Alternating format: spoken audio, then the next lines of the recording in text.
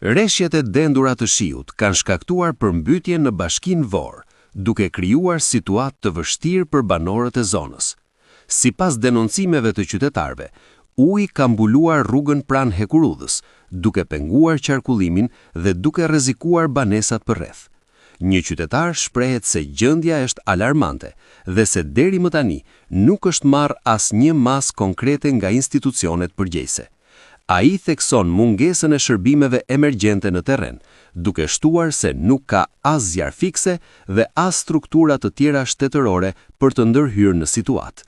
Si pasojë e përmbytjeve, disa shtëpi janë përfshirë nga uji, duke shkaktuar dëme materiale dhe shqetësim te familjet e prekura.